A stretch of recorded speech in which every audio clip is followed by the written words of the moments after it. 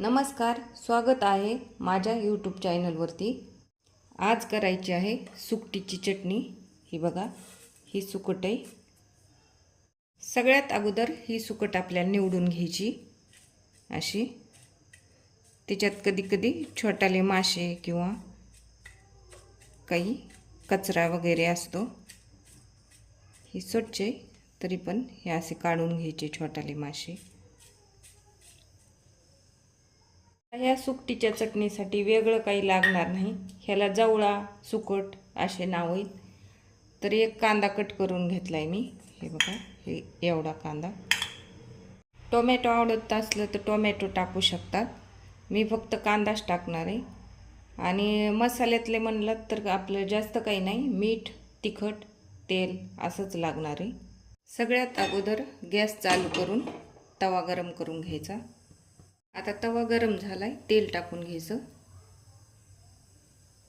या सुकटीच्या चटणीसाठी तेल थोडं जास्त लागतं।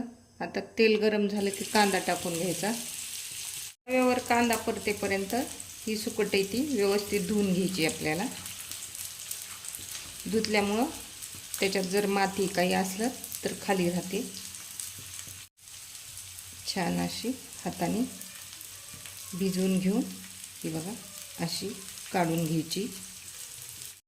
ही तरंगून आलेली वरती तेवढी सुकट काढून घ्यायची। खाली जर थोडंसं राहत असलं तर ते कचरा राहू द्यायचा। हे पूर्ण असं काढून घ्यायचं। थोडंसं नितळून घेतलं तरी चालतंय। थोडंसं असं पाणी हातात काढून घेऊन नितळून घेतलं तरी चालतंय। असं हातामध्ये ओतून घ्यायचं। असं बुडाला राहिलं तर ते तसंच ठेवायचं, कारण त्याच्यात थोडेसे खडे असू शकतात। हे दिसते थोडे थोडे। धुवून घेतली।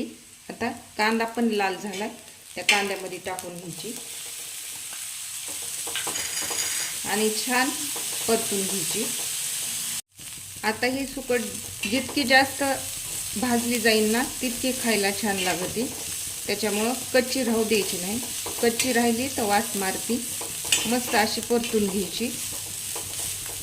2-3 मिनिटं मी फुल गॅसवर सुकट परतून घेतली। त्याच्यामध्ये आता मीठ टाकून घ्यायचं। मीठ टाकून आणखीन 2 मिनिटं परतून घ्यायची।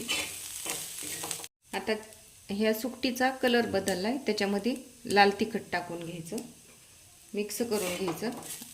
कलर बदलला की तयार झालेली आहे। ही बघा मिक्स झाली। आता गॅस बंद करून 2 मिनिटं झाकून ठेवायचं। अशी व्यवस्थित झाकून ठेवायची। तर तयार आहे आपली सुकटीची चटणी, जवळा सुक। हा कोकणी पदार्थ आहे। जास्तीत जास्त तर आपल्याकडे खात नाहीत हा मराठवाड्यात। आणि व्हिडिओ आवडल्यास चॅनलला लाईक करा, शेअर करा, सबस्क्राईब करा आणि बेल वाजवायला विसरू नका। थँक्यू।